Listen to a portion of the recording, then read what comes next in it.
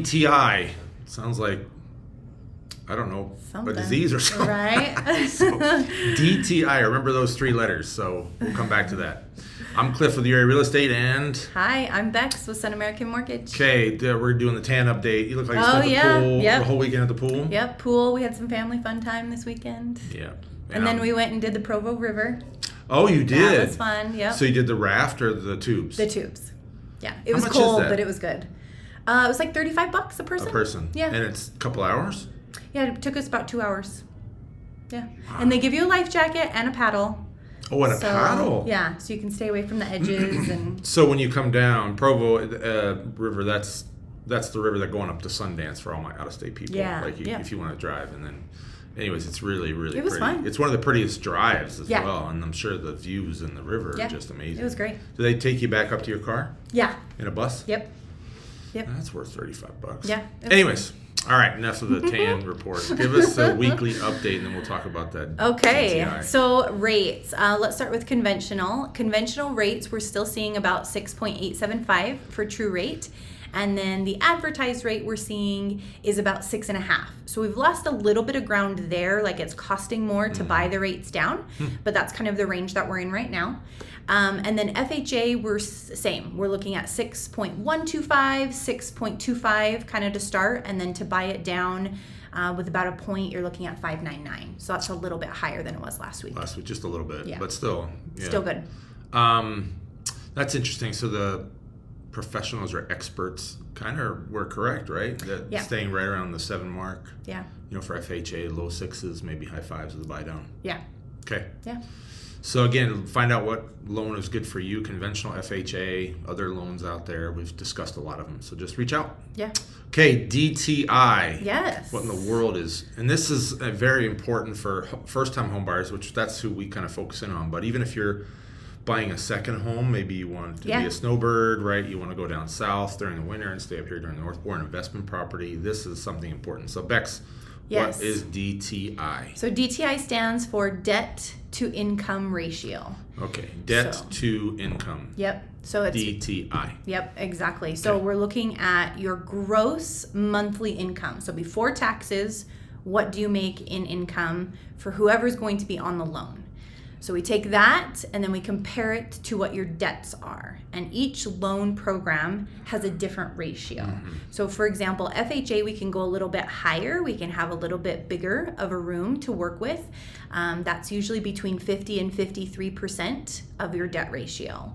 On conventional, our max is about 45 to 47. So a little bit lower, a little bit tighter restrictions there.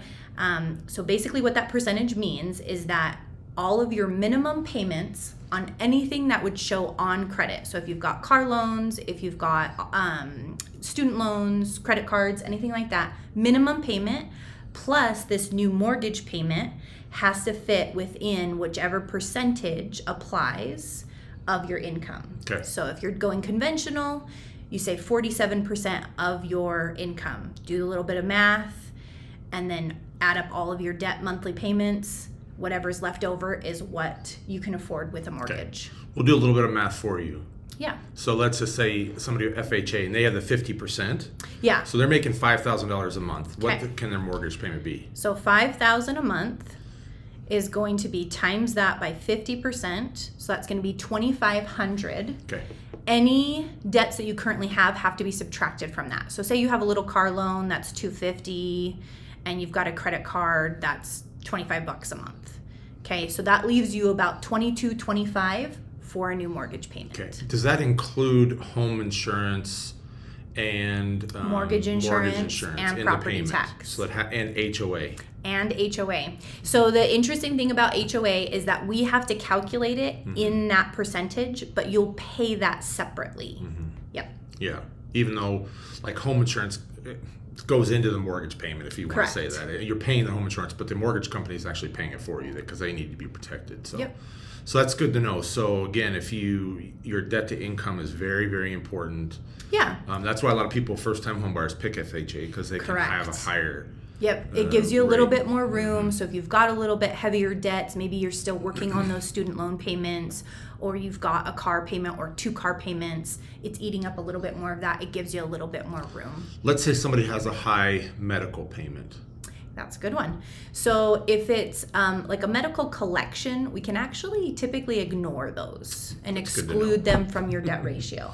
If you have a student loan that is in deferment, we do still have to calculate a minimum payment for that, because we don't know if it will stay in deferment. We have to kind of assume that if a payment kicks in, we've got to have some type of a calculation for that. Yeah. But so medical payments, you kind of ignore it. Well, most of the time, in probably most ignore. cases. Any other debts that you can ignore from the mortgage loan? Not typically. That's really Medical's the biggest one. Yeah. Yep. Because I mean, nowadays, like I had to go to the emergency room a couple years ago, and I have insurance, and it was $1,000. Yeah. And I was there for, I don't know, 2 hours, $1,000. That's a pretty good payment. Yeah. So, yeah. Anyways, but sometimes you go, like my wife's gonna have to have an operation, and we're gonna have to make payments on that, but that doesn't. You can ignore that. So that's good to know. So any kind of medical payments. Yeah. All right. So. But if you have debts and you're not sure exactly how to do that calculation, give us a call. Yeah. We can help you with that calculation.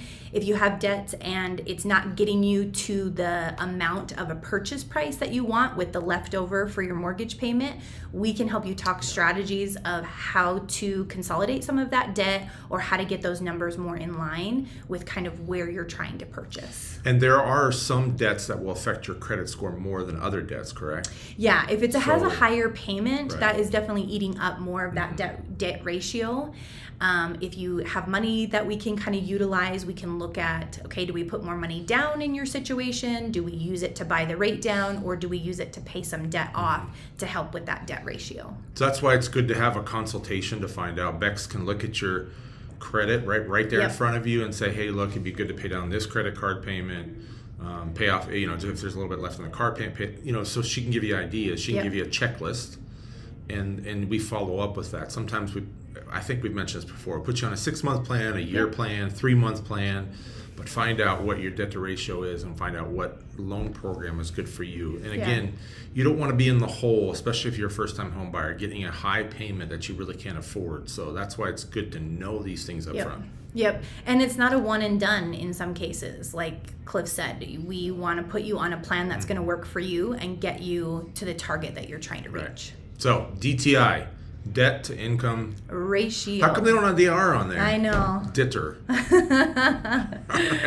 All right, everybody. Well, hopefully it was helpful. We always say that, but hopefully it is. Put something in the comments. We would love to talk about something that's interesting to you.